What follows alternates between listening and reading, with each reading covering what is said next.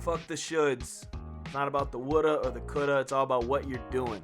I know I've got a ton of different interests such as comedy, acting, writing, personal training. I'm all over the board. I used to be in the corporate world for 7 years, and I'd be lying to you if I said that every so often I'm not like, maybe I made a mistake somewhere. Maybe I should have just stayed corporate and not pursued these crazy dreams that I got in my head. That's the wrong mentality, man, because I know for a fact if I were to go back, I would be miserable. Ease is the enemy of greatness. What you're trying to do is not supposed to be easy. It's supposed to be damn hard. But one day it's all going to make sense. And that is what we're talking about today with life and mindset coach Leta Stevens. She's a coach. She's also a yoga instructor, a certified personal trainer. Leta's got like 7 to 8 certifications. Wherever you're trying to go, she can help you get there. We had an incredible conversation. She's a good friend of mine. We started out talking about our choice of zombie apocalypse weapon. She picked a strange one. Talked about who we'd have as our quarantine partner. Eventually we moved on to things like imposter syndrome, the importance of social media when you're starting your career, leaving corporate and facing the challenges of becoming your own boss. And then we ended up shedding a tear. Oh yeah, talked about past trauma such as sexual assault and the things that have shaped us to being who we are today. I hope you sit back, relax, and enjoy. You know how we do here at the OI Podcast. We get deep, but we have fun. I'm your host, Zach O'Ryan. Let's go.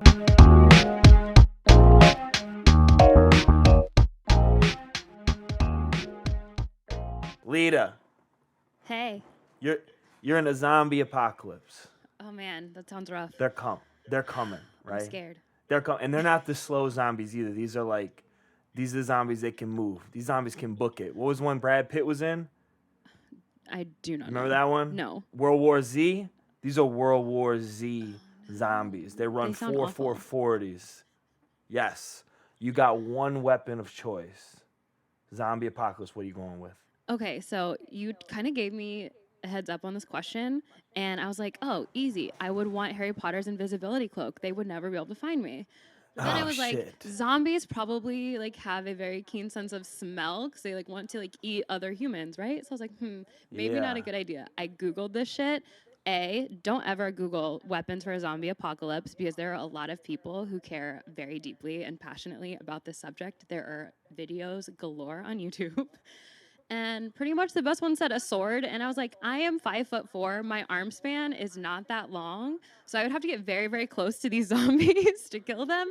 Not my thing. So I think I would stick with the invisibility cloak for sure. Hopefully they don't have that great a smell. Fuck a sword. No, you don't want a sword. Right? I was like, I don't want to have to get that close. That proximity does not sound safe. No, you definitely don't want a sword. A sword seems, you got to get too close. That's close combat.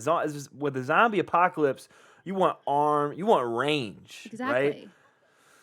I want distance in between me and the zombie. Yeah.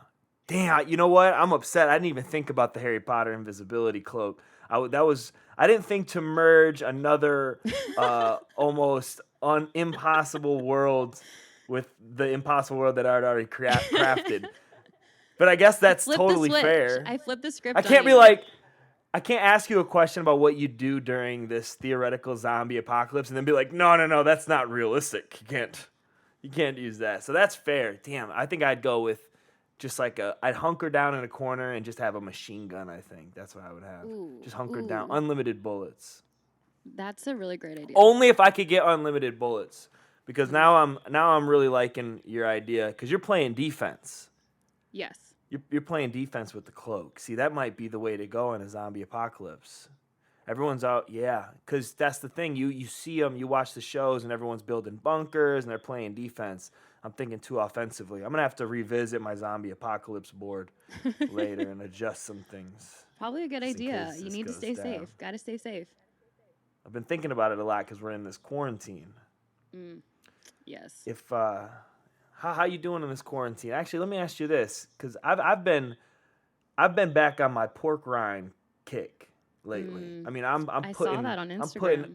I'm putting bags of Oots pork rinds away, like they're healthy for you, like they're good for you. They're not bad for you because I'm doing keto, so there's 0 carbs. So they're not awful for you. They're better than my go-to Takis. Takis are my go-to, but they're better than that. what is your what's your quarantine dessert? What's your quarantine treat? Okay, so I am definitely a sweets person. Sour Patch Kids or a pint of Ben and Jerry's, like half baked, or the Tonight Dough. Those are my go-tos when I'm like I need snacks. I go for something really like sweet and chocolatey or cookie dough-y, or it has to be Sour Patch Kids. Like there's no other. Like that's it. My favorite, hands down. Oh, that's so good. Do you know there's a Sour Patch Kids ice cream? Yes, and I am terrified to try it. I was too, and I gotta tell you, it Is slaps. is it worth It it? It's is. worth it. It is delicious. I'm a big fan of it. My buddy Tim got me hooked on it. It's really good. Have you had the I'm not a strawberry? big Have you sweet. had the strawberry Sour Patch Kids? They're like the watermelon ones, but all strawberry. They're I delightful. haven't. I haven't had those. I'm not a big sweets person. I like savory. I'll eat French fries and bags of chips all day long. Pork rinds. I'll eat all that stuff all day long. Sweets though, just a little bit, just a taste, just something to dabble. Hit that little point right there on the cravings button, Yeah. and then I'm good to go for a week. But like with savory, I'm never satisfied. I ate 3 small bags of pork rinds last night. Casual. 3 small bags of pork rinds last night. I paid for it this morning during my workout. Oh, I'm sure. It was that felt it was great. well worth it. It was well worth it. So you're a sweets person. All right. Quarantine. We're still speaking quarantine. Quarantine. I've been finding out that I'm losing my patience with certain individuals during the quarantine. Yes. Aren't we all? Obviously my roommates, but there are also specific family members that I speak to too much now. I love them so much, but I wish everyone would just have more to do these days. You know what I mean? For sure. I need certain people to have more to do these days. Quit bothering me. But if you had to be quarantined with one person, I'm talking celebrities, I'm talking anybody. You got the whole world at your disposal. Who you picking? Who's your quarantine buddy? This is such a hard question. I have about a handful of like imaginary husbands on deck that I would just like love to tap into for this list. And I was like, like The Rock comes to mind. That's a great choice. Right? Justin Bieber comes to mind because I have no shame. I'm in love with him. But then I was thinking, like, if I'm going to make the most out of quarantine me with Dr. Joe Dispenza. I love his books. He's all about like reprogramming your subconscious mind, changing your perception of life so that you can create a new reality. And I was like, damn, like if I'm going to be quarantined with somebody, quarantine me with that man so I can pick his brain. Joe Dispenza. It's a good man. What was a recent book you read of his? So my favorite one is Breaking the Habit of Being Yourself. It was a life-changing book for me. I actually read it in Bali and my whole world changed. I actually just got Becoming Supernatural, which is another one of his best sellers. So I'm excited to dig into that next. What's have you said you just read the Breaking the Habit of Being Yourself? It's one of my all-time favorites books ever. Really? Yes. Is that one of those like you can revisit type books when you need to, or is that like a one and done type deal? I feel like when it comes to understanding the inner workings of the mind, as we start to really up-level and like step into this new version of ourselves, going back and rereading those things gives you just, I think, a different lens in which you're looking at a situation or reprogramming or understanding yourself. So I think books specifically on, self-development or personal development are always worth a reread as you evolve because you're going to take something new from it, right? If you think about our lives being a reflection of our experience, the more that we grow, the more that we experience, that means our lens is constantly changing. So we're going to see new things every time you reread a book or watch a movie, right? So definitely worth a reread. Yeah, absolutely. Leta, and it's always a pleasure talking to you because you're so passionate about what you're talking about. You're life and mind coach. Yes. Your life and mind, that you do this for a living. So anybody that's listening in, don't just be like, oh, this this person is enlightened. You do this. You are a professional at this. You're great at this. Tell me what a life and mind coach is about. Because I've talked to you. We've got a great friendship, and you help me out all the time. But like, I don't really know the inner workings of what you do. What is it exactly that you do as a life and mind, as a mindset coach? And how did you come about wanting to do this?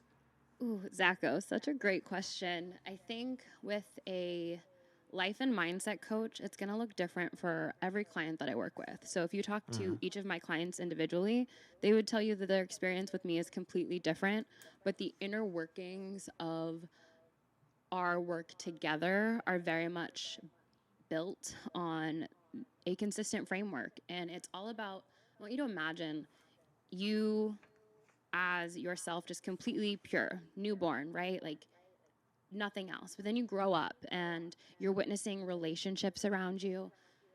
Like I mentioned earlier, depending on our experiences, our perception of life is shaped by the way that relationships are modeled in front of us, the way that people talk to us growing up, whether or not we had family members there for us, supporting us, loving us, or if we didn't.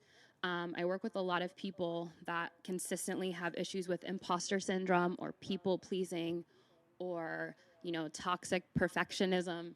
And it comes down to people realizing that somewhere along the way, they lost their sense of self because they were more worried about what everyone else was thinking, what everyone else was doing, or what everyone else expected of them. And we lose ourselves in that.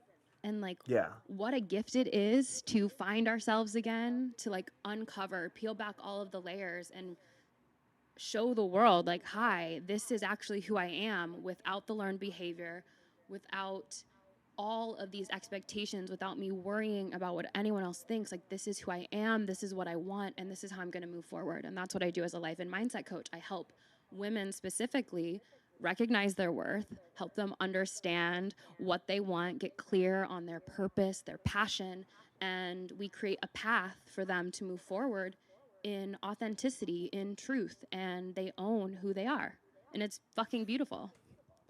Yeah, that's incredible. How do you get into this? Was this something that was just always part of you? I feel like for sure this had to be part of you to begin with. Someone that's likes helping people, someone that likes uplifting. That had to be at least part of your personality. But did you experience some trauma that led to this? I know everything that I do as a comedian or as a personal trainer, big into fitness, big into entertainment, I can always look back and see like some trauma in my life that goes, oh, that's probably why I like doing some of the things that I do. What leads you to be like, you know what, life and mindset coach, I think I can help people, especially women, going through some of the things that they're dealing with in terms of like matching what they want to be with who they actually are. What is in you that made you be like, I'm the person, I'm the one? So back, I want to say it was 2014. I was actually a competitive bodybuilder, which is something that you knew about me. I competed for about 3.5 years. And yeah, not only that, but I do my research. You won third place in my very first if I show, look yes. correctly, in your very first show at the NPC Nationals. That was 2014? Yes, 2014. Woo! Look at that. I did my research. I love it. Yeah. So when I was competing, there was a girl who was she was like a world champion fitness competitor. Her name is Lori Harder, and she was transitioning at that time out of fitness and into kind of like self-development. And I was on her email list, and I got this email. I remember it was a 3-part video series, and she was just like speaking life into the potential of her audience. And I felt like she was talking directly to me. And I remember I got off of the phone after watching all 3 videos. They were only like 10 minutes each. And I called the guy that I was seeing at the time, and I was like, I know what I want to be when I grow up. And mind you, I was like 24 or 25 at the time. So I was already kind of like grown, like already past this point of like going to school. And I was like, I want to be Lori Harder when I grow up. Like, I want to speak life into people. And it's funny that you ask, like, what is the trauma that led to this? Hindsight being 2020, I can now say, yes, my trauma led me to this work. and led me to my ability to hold space for people. But I actually didn't come to terms with the trauma that I had experienced until I was about 29 going on 30. So I had already like had it in my mind that I was going to do this. And I think the why kind of unfolded or revealed itself to me when I was ready to process the trauma, when I was ready to handle it and deal with it. I dealt with sexual assault as a child and rape as a teenager. So there was a lot of sexual trauma that I had to overcome. And because of that, I was in this position of feeling like I wasn't worth anything, but my body was. And when you have no sense of self-worth and your self-esteem is so low that you're like, people will only love me if I give them my body or if I use my looks to my advantage, whatever that is. And I think that's one of the reasons I ended up falling into competing, because I had this glorification and admiration from the people that surrounded me about the way that I looked. Like, oh, you got so lean. You look amazing. And I was like, perfect, because to me, at the time, I was thinking my body is the only thing that I have to offer this world, because that's what this trauma had given me or made me believe, which I know now is like complete fucking bullshit. Like, the way that I look is the least awesome, least resonant thing about me. Like, there's so much more that I have to offer the world than my looks or my body. And that's kind of how I just fell into this. Yeah, absolutely. Isn't that interesting too? How like we've never really discussed. I've known some of your past trauma, and we've never really discussed how those things, those two worlds merge. But it's just the more that I talk to people, especially from these different like creative backgrounds or people that are really in the world of helping others, it always stems back from either becoming the person. You know what it is? You know what I think it is? It's becoming the person maybe that you needed in in that time, in that situation, and not wanting anyone else to not have that person. And it seems like, because I know, when I'm, reaching out to some of my friends that I kind of help mentor just from a mental or physical health perspective, it always cuts back to, yeah, that's why I can give that advice, because like that's what I needed then that I didn't have. So I just don't want these people I care about to not have that. And that seems like exactly what you're doing. That's great. How do you even, were you working a corporate job? Did you go to school for any of this? Are there formal trainings? Because I know you're a certified personal trainer as well. Yes, so you got it all covered. Oh, mental health, physical health. The amount of certifications I have is ungodly at this point. I think I'm up to 7 or 8. But yeah, I was in corporate when I started doing my training for my certification to become a life and success coach and all of the other certifications. I think the training that I did had 5 certifications in total. I won't go into all of them because that will bore you completely. But I started with this at-home study and knew that, like, okay, I had 120 hours of pre-work on these certifications, and then I spent about a week and a half in LA at a live training doing all of the modalities and practices and exercises that I work with on my clients, doing those in person with board certified coaches. And then at the very end of the training, you have a testing period. And then at the end, you get all of your certifications. So yes, I am certified to do this. And I actually quit my corporate job on, I think, March 1st of 2019 was my last day. So I'm just over a year out of corporate. Woo! Yes, so there exciting. It is. Yes. And I went to LA to do this live in-person conference after doing all this at-home study work. I think I came back on March 16th of 2019 with all of my certifications and kind of dove in. But I'm also a certified yoga instructor and a certified personal trainer, because I really believe in like holistic wellness. Like, it's not just about taking care of your mind. If you are treating your body like trash, that's going to affect your mind. They're interconnected and they're really inextricable. So you have to take care of both to really live, to, take your word, optimized There it in is. your life, right?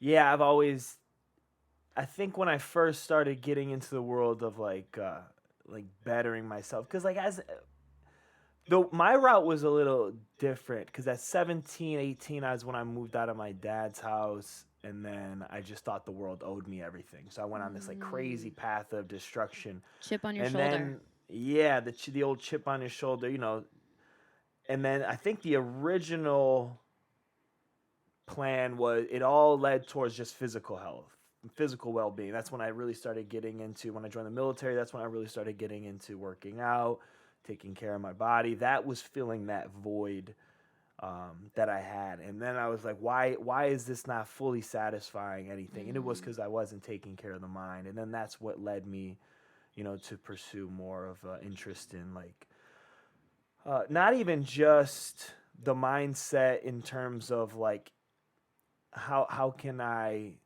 stop stressing certain things? How can I change my mindset to look at things from a different angle? But also like a philosophy on like just educating myself on other things. I needed to learn how to learn rather than learn what to learn. Does that make sense? I think we go through our life all the time, people teaching us, oh, this is what you got to know. You need to know math and science and all this other stuff. And then you don't know how to connect the dots. I wanted to learn how to learn. And then when all that opens up, I think is when you realize, oh, you got to start taking care of, you got to start taking care of your mind, man. You got to start taking care of your body, and everything comes together in a nice little symbiotic relationship. I love that. And I think one of the reasons that I love teaching yoga so much because yoga is this, physical modality that has a lot of philosophy like intertwined in its teaching, right? And I kind of like joke that yoga or even just like any physical movement practice, like for you, it was probably like weightlifting, right? Which is, again, the reason I even got into yoga was weightlifting.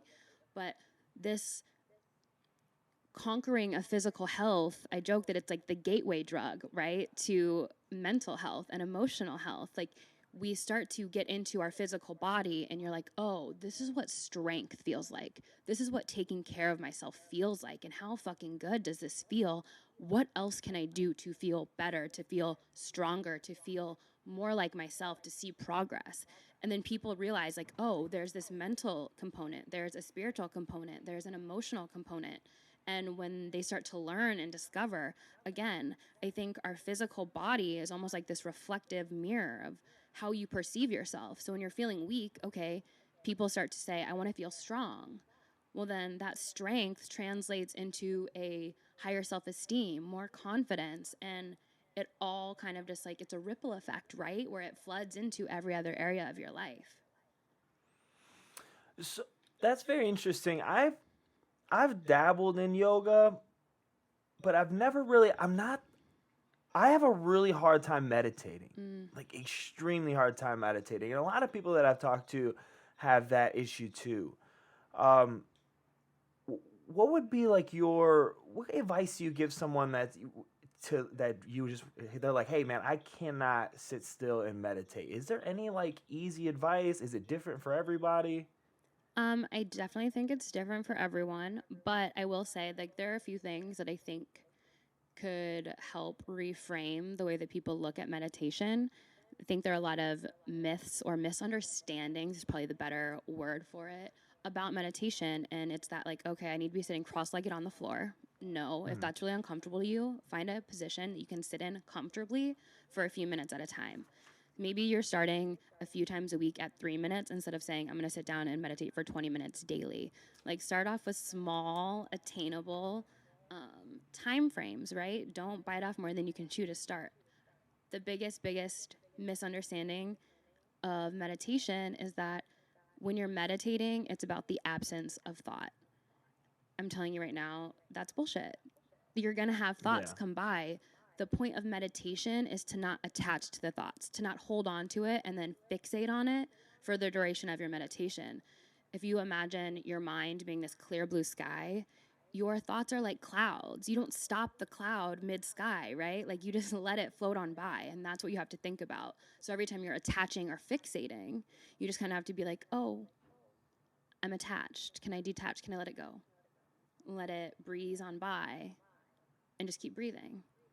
So I think when you realize like, oh, my thoughts are racing, my mind is racing, I'm not meditating. Like, no, you're meditating. You just have to program yourself to not attach to the thoughts. And that's going to take some time, especially for people who do have a very active mind, or in yoga, we call it chitta vritti, which is like monkey chatter, which is like monkey mind, which is like everything's just happening all at once. It's going to take time. You have to be patient with yourself, give yourself some grace and some love and some compassion. Okay, so meditation isn't... All right, that's really good advice. So meditation, like your brain is still working, your mind is still gonna see these issues, but the goal is to not attach during that time. Exactly. So there's one technique in mindfulness meditation that's called noting. And you just kind of like fixate or focus on the breath. So you'd count your breaths, like an inhale and an exhale, you'd count to 10. And then if a thought comes up or an emotion arises or your mind starts to wander, you note by saying like, oh, I'm thinking. Go back to the breath. And it's just like every time you'll realize, like, if your mind wanders, like, oh, there's a thought. And then you start to realize that you're separating yourself from your thoughts, right? You're noticing that's a thought visiting me versus saying, oh, I'm here, I'm now fixated, I'm attached, I'm going to let this thought play out. And now I'm thinking about my to-do list and this email I don't want to send. And then, you know, where you can like kind of like fall down the staircase if you attach. So you just note and then come back to your breath. That's great. All right, because I thought if I was having any thoughts at all during meditation, I was failing. Exactly. There is no failure. I think you just have to get used to sitting with yourself. And trust me, I know how hard that is. Because, you know, wherever you go, there you are. There's no running. Especially, I think we're all noticing that in quarantine. There's no running from our thoughts or our worries, our fears, our insecurities. So if we don't actually sit with them and deal with them and look at them, they're going to be there regardless, right?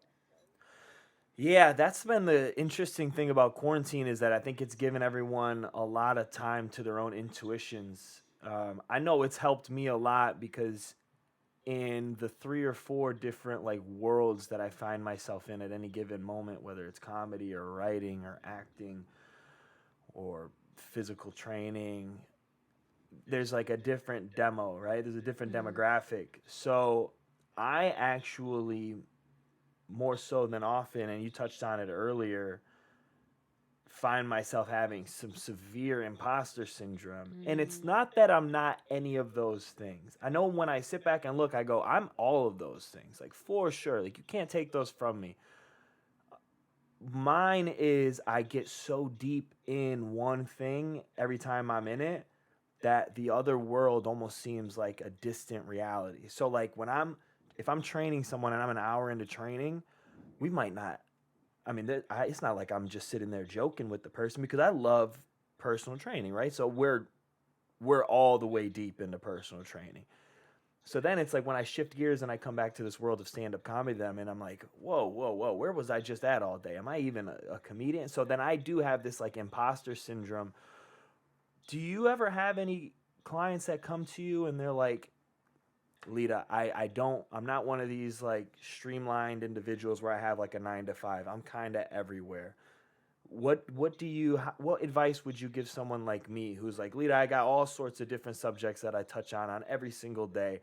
How do I make sure and remind myself that this is all a composition of myself and that there's no imposter here, but I'm actually this one thing? How would you give me some advice on that, some free advice on that? I got you on the podcast just give me free advice. Hey, that's what this is for, right? 'Cause, I mean, honestly, the questions that we have are usually like given to us, and like the message that we need to share, the question that we need to ask, they're given to us specifically because we have this gift to share, right? So like you may be asking and you know your audience. So like what you're saying, what you're asking for help in is something that's going to touch on, you know, your audience, who I'm sure has found you through comedy or through acting, you know, those kinds of things. Like those are the people who are listening to you. So it's probably going to be very resonant to your audience, right? So it's a great question. And the first thing that I would say is that we are all multidimensional beings.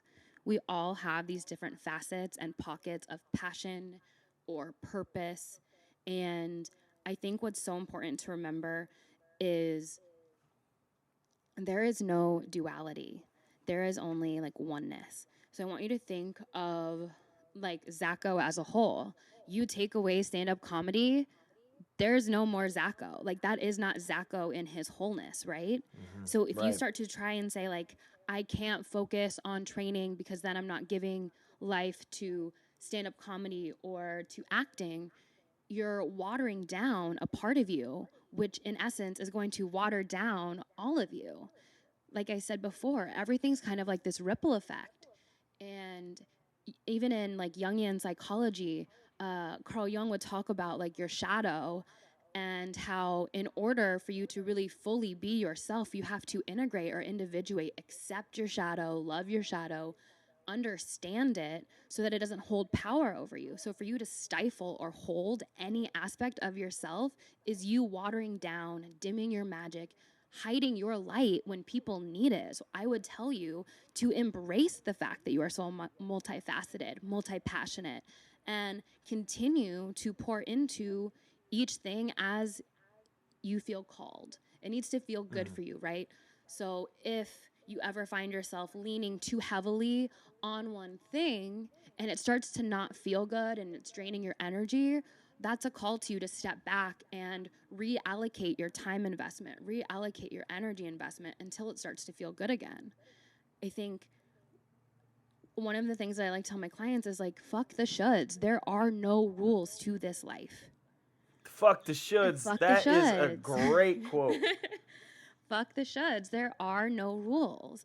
When we follow our intuition, when we answer the call on our heart, on our soul, and we trust what we are being asked to do, and we do the thing, doors open that we had no idea would open. You just have to know what's for you. And if you training clients or you writing stand-up adds to the wholeness and the fullness and the vibrancy of your life and your energy, you have to keep doing that. And it doesn't make you less of an actor to be writing more stand-up. It's probably making you a better actor. You training and keeping yourself physically fit is going to help your mental fortitude, which is thus going to help with your writing and stand-up or the way that you show up to an acting audition, because you're going to stand in confidence and in strength because you've been taking care of yourself physically, right? So like all of these things come together. So you can't neglect one part of you without neglecting the whole of you. So that's why I said there's no duality, only oneness. You need to nurture every part of this multifaceted being that you are. Well, I don't want to water down Zacco. You know what I mean? So I'm gonna take There's that a lot advice. of Zacco. So to water Zacco down, need a big old bucket. That's awesome. How do you? So you quit your career, and now you're on your own doing it. That's so dope. How do you find clients? How do clients know Leta's the one to go to for anything I need? Mind, body, wellness. How do your clients know to come to you? How do they find you? How do you find them? Almost every client that I've had has found me either through Instagram or through a word of mouth reference from someone who has like taken a yoga class or who also follows me on Instagram. I try to do a lot of free offerings online as well, so people have a chance to get to see me, get to understand what it's like to work with me, kind of feel my energy. And I think just showing up authentically online is the number one way that I attract clients and get to kind of like show the world who I am and what I'm about. Yeah, social media is so important these days too. It's literally gone from something that was just like a look at me type system to commercials for go-getters, for entrepreneurs, for self-employed individuals. It's depending on how you use it. So Instagram and even like TikTok or any of these things, they are literally your point of contact for the entire world, no matter which way you look at it. I know I get a lot of people and a lot of grief because I do most of my promotions through social media, whatever. I still haven't figured it out that well. I'm not that great at it. I'm just like, oh, that's something, post it. There's a lot of people that I just don't think understand it. And I think I deal with a lot of people that consider themselves, they want to chase this this purest form of artistry where there's no self-promotion and none of this other stuff. And I'm thinking, that is the dumbest shit I've ever heard. There's too many people with the opportunity to do whatever they want right now, that for you to limit yourself by not showing your artistry and by not showing your work, not only are you limiting your capabilities of success from a standpoint of this person wants to see your work, but you're jumping into a huge pool where there's just millions of people now, right? So like before, where there used to be, and I just keep reverting back to stand-up comedy because it's the only thing that I can attach to. Before, if you went to a stand-up club in New York, you might see half the stand-up comedians in the city. Now, there are comedians that have never even grabbed a microphone because everything they put out is just on Instagram. So now I got to compete with that. And I'm way more competitive than I think I'm a pure artist. So if this motherfucker is just not even going on stage and he's doing shit on Instagram, I'm going to go do my stuff on Instagram. What do you think the value is moving forward on, or for your career field in terms of social media? Is it something that you just wouldn't even have to have? Or is it something it's essentially vital? Like you've got to have it to legitimize your business and career? I think the energy that you use, with which you use something, is of the utmost importance. Like you said, it's the way you use it, right? It's the intentionality behind the usage of Instagram. So if you decide that this is going to be your platform to grow your business, then that needs to be the focus in everything that you post.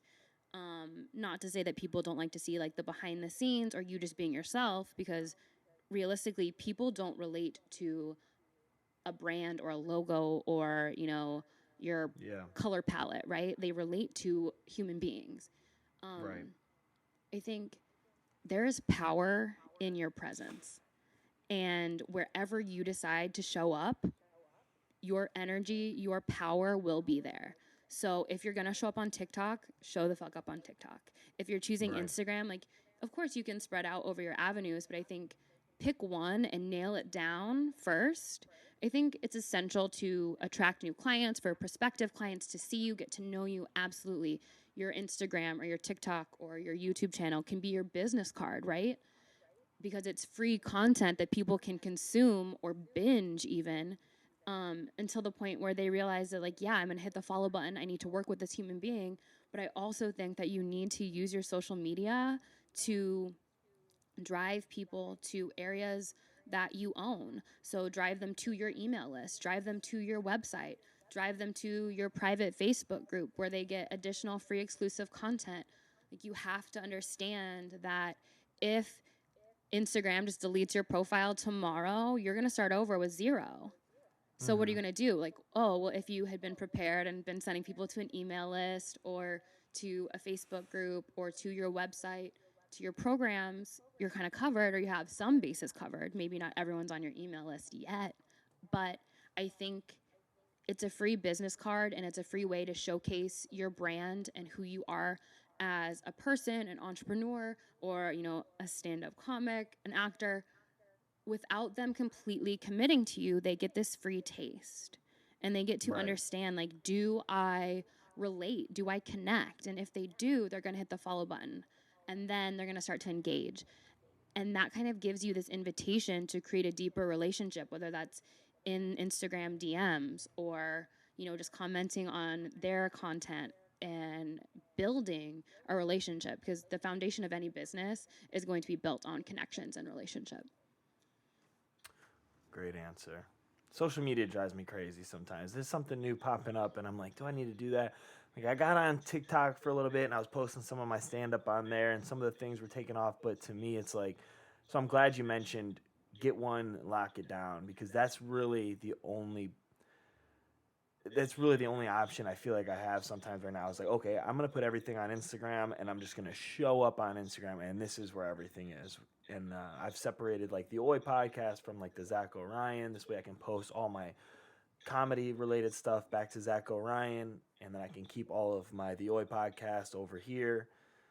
And it just seems like in terms of like engagement or creating like that brand, this seems to be the way to go. But when it comes to TikTok and stuff, I just don't have I don't have the mindset right now to include that in the things I'm doing. Have you got over into TikTok yet? No, not yet, but I think first it has to feel good, right?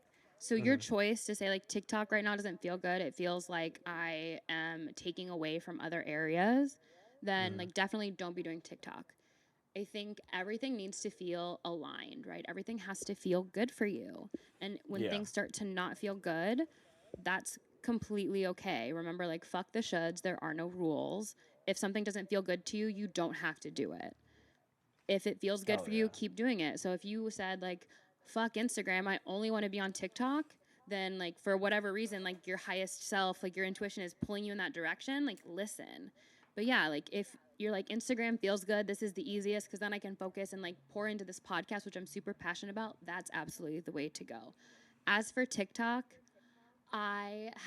this is so ridiculous. I have a list of like, oh, when I get on TikTok, these are the videos that I want to make because I've had some really stellar ideas of how I can kind of incorporate yoga and training and mindfulness and mindset coaching, etc. I've had a few like video ideas, but I am so afraid of downloading TikTok and being in a black hole until 3 a.m. every single day that I have held myself back, and I refuse to download it just yet until I'm in a frame of mind where I'm like, I will be able to control myself and set really strong boundaries, but I'm just not there yet. Yeah, because sometimes I get on that stuff for all intent purposes for business, and then I just end up having too much fun. And then it's like, 3 hours later. And then right. 3 hours later, I'm supposed to be posting how I'm getting this podcast started. Next thing I know, I'm doing the Tootsie slide at 1 a.m. I'm like, oh, dude, I got to get off of TikTok. Right? You're down a rabbit hole. I got to get out of here. That's great advice for social media. All right, Leta, let's get serious right now. Okay. You quit your job, left your career, you went and pursued your passion. I love that. Bravo. There's hiccups along the way. There's hurdles. That's the crazy thing about leaving your career is you just cut the ends of your safety net. Pop, pop. Yeah. Safety net's gone. Let me have one time where you thought all was lost. I mean, it was darkness. How'd you get over it? What kept you going? Because even life and mindset coaches go through it. You're people just like we are. How did you pull yourself out of it? What did you do? I want to set the stage. When I was leaving corporate, I was probably the most miserable and most depressed that I had ever been. Like, I mean, crying in the bathroom daily because my boss and I were not on great terms. It was crying on the way to work, crying in the bathroom at work, getting home and being so emotionally and mentally drained that I wouldn't even want to go work out or want to take care of myself in any way whatsoever. And I honestly felt like I was at rock bottom. I was like, I don't understand. Like, I'm showing up, I'm doing a job that I'm really fucking good at to the best of my abilities, and it's still not enough for this person that was like overseeing me, my manager. And there's this thing called the Law of Diminishing Intent, which says the longer you intend to take action on a thing without actually taking the action, the less likely you are to actually do the thing. So if I say I'm going to quit my job and become a life and mindset coach, the longer I wait to do it, the less likely I am to do it. And in the midst of being at complete rock bottom with no like real savings to say like, yeah, I can just like quit this amazing salaried job, I fucking walked into the office and I typed up my resignation letter at my desk, printed it off, and like I handed it in. Mm-hmm. And it was like one of those things where I was like, holy fuck, what are you doing? And I remember walking out of the office and being so fucking exhilarated. Like, I did it. I'm walking away. I felt so empowered because I'd made a choice for me. Yeah. Fast forward, I want to say it was July. It was this summer. And I had completely drained my savings account. I had literally like dollars in my bank account. And I was writing in my journal because I was like, what happens if I fail? What happens if I fall flat on my fucking face? I have pennies to my name. Like, I had a 401k left, and that was it. And I was like, holy shit, like, I'm going to have to declare bankruptcy. Like, I'm not even 30 yet. Like, what am I doing? Like, I'm obviously not cut out for this work. I'm not meant to do it. And all of these feelings of, like, not being enough, not being good enough, not being smart enough, all of these things that, like, I've faced since childhood, just, like, all, like, bubbled up. And I was writing in my journal, and I was like, this is the time that you get to exercise the resources, the tools, the modalities that you've learned for your clients on yourself. And you either choose to use them, or you fail, or you quit on yourself. And, like, if you won't choose you, who will? Right. And it was there. Like, I'm sobbing in the middle. I remember I was actually at the park by my house outside in the sunshiny, beautiful July day, and bawling my eyes out. Like, I have no money. What am I going to do? Should I just, like, pack this shit up and go back to corporate? And I realized in that moment that making a decision to go back to corporate and not try or not keep trying was me self-sabotaging. It was me saying, you're right, you aren't fucking worthy. You don't deserve to be happy. You don't deserve to fulfill your passion or follow your path. Or, you know, it's saying, like, yeah, you aren't good enough to do this. And I was like, if there is one fucking person I will not let not choose me, it's me. I will choose me. And I had to pick myself up, wipe away all of the fucking tears on my sunburned face, and I drained my 401k. And I was like, this is it. You're investing in yourself. Hired a life coach. I hired a business coach. I dove in and I started using all of the modalities I've learned on myself. I was working with a life coach for 12 weeks. I'd hired a business coach that was ridiculous because I'd spent all of this money on building this business that was, at the time, leaving me completely broke. And it made no sense, right? To just, like, keep investing thousands and thousands of dollars in my business. But I was like, if I'm going to bet on anyone, it's going to be on me. And I know that my investment in myself, whether that's monetarily, energetically, emotionally, there will be an ROI because I am the one in charge of my work ethic, my attitude, my mindset. I have the choice to choose me. I can be intentional in my action. And being able to choose me at this rock bottom is what helps me hold space for a client who's at rock bottom needing to choose herself. Mm-hmm. And I can shed light on that experience because I know what it feels like to say, like, damn, I'm really not enough. But then still pick up and choose yourself over and over and over again. Woo! That's what I'm talking about, Leta. And we need you. We thank you for choosing that route and choosing you. I didn't think tears were going to come on this podcast. Like, if anything, I thought I'd maybe, like, laugh until I cried, but... Hey, I haven't even released episode 1 yet, and I got tears flowing in these interviews. Keep coming back to the oil. That's how we do it. Stand-up comedian can't draw tears off passionate individuals. Yes, we can. Leta, that's awesome. And here's the thing, honestly, like, from you choosing that route and having the strength to go after what you did, you help so many others. So a lot of times I'll put it to you like this, we're so good to other people that especially people that we care about, or family and friends, and we are trash to ourselves. We don't create schedules for ourselves. We run late for ourselves. We cancel meetings for ourselves. But you're not going to cancel a meeting for somebody you care about. You're not going to run late for an appointment for somebody else. We always treat other people so much better than we treat ourselves. But the problem is we don't see the power that we have to help others if we just take care of ourselves. So by you chasing that passion, by you convincing yourself and committing to the journey that you knew was ahead of you and then you knew was you were that person, now you're in a position to help yourself, to help so many other people. And we thank you for that. And another thing is, you talked about investment a lot. People were so quick to, $100,000 in student loans? Yeah, I'll do that. Yeah, I'll do that.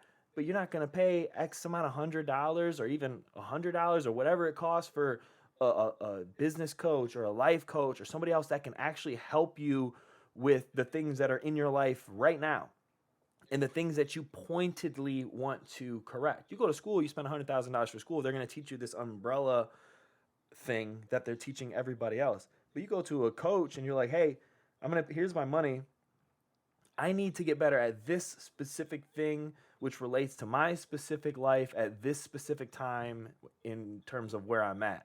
They're going to be like, oh yeah, I'll help you out. It's catered to you, it's individualized. But we won't do that because we see the dollar signs, but we don't, it's all subjective. We don't compare that to the things that we've already invested in our lives, just thinking because that's what the world tells us we need to invest in rather than what we feel like we need to invest in. I think the issue is that we understand cost, but we don't understand value. Yeah, there it is. You think about, okay, someone who's saying like $250 a month is way too much for me to invest in personal training, Zacho. You could look at them and say, okay, I want you to look at last month's bank statement and tell me how much money you spent just on takeout food. Okay, they spent $500 on going out to eat or going to the bars across 3, 4, 5 occasions. I'm like, okay, so 5 meals for $500 is fine, but $250 a month on weekly workouts and macros and getting into your best physical health isn't like, you start to see the disconnect. And when people start to look at cost versus value, you're like, oh. And again, I think it also goes back to, you have to have some skin in the game. How many times have you signed up for a free training or a free webinar? I think like those are so popular right now. Like, oh, this master class, like let me show you how to do XYZ thing. Or you sign up for a free workbook that someone's created or a free guide. How often have you signed up for something that's completely free and just not done it because you have no investment in it? You didn't invest monetarily. You don't have to show up.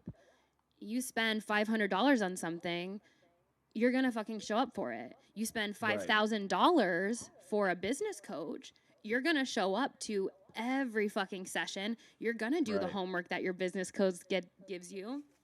You're going to show up because you have some skin in the game. And I think investment monetarily will also translate into accountability. Like you'll hold yourself accountable the more money you've invested into something, right? So again, when I said I was willing to invest in myself because I knew the ROI, I had to make big investments to energetically invest time in a big way, right? If I had only spent like $300 on a business coach, maybe I wouldn't have shown up in the same way or in full force the way that I did because the monetary investment wasn't as great. You know, greater risk, greater reward, greater input to match your output. Boom. There you have it. Yeah, I'll go spend $3 on a bag of pork rinds, but if something costs me $5 a month, I'm second guessing it. Got to get out of that habit. Leta, where can we find you? We need to find you. Where can we find you? So you can find me on Instagram, a lot on Instagram. That is probably where I am the most active and also the most fun. And it is at Leta Alexandra. And my website, letastevens.com, which is how you can find out all about my services, from one-on-one coaching to yoga or even group coaching programs that I have releasing, and mini courses like my breathwork course or just free resources, all on my website. Awesome. And I'll have the links to all of that in the bio below. Amazing. We got to get out of here. We got to get out of here, Leta. This has been so much fun. I'll talk to you later. But in closing, one piece of advice you're going to give to anybody that's listening to this that felt inspired by this podcast. And that could be a piece of advice for absolutely anything. Give me one piece of advice that you're going to give someone listening to this podcast right now. The world needs you. Don't rob the world of the gift that is you in your fullest and highest expression.